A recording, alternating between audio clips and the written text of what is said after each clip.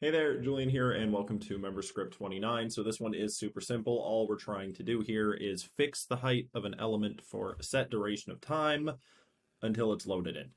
So let's take a look. First of all, I've commented it out. Let's take a look at why we would do this in the first place. So let's just say I go ahead and move an item down here and it refreshes. You see it jump around a bunch, and it's just funky. It's weird. Not a fan of it, so that is why I made this.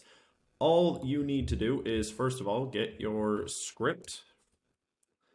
And on my end, I will uncomment it out so that it works. And then what is going to happen is, let's see, I will show you the attributes in the meantime. Essentially what we have here, we have our skeleton loaders, and we also have the same thing applied on it. And it is ms-code-temp-height equals, and then this value. So you see it's 1999 colon 250.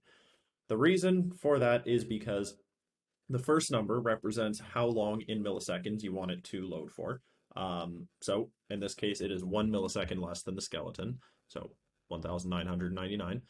And then the next number is the height in pixels, so 250. So we have the same thing applied to all of these. That's all you need to do. You don't need to change the code at all. And then what we're going to see is this. When it loads, it just remains at that height. It is far smoother than it was before.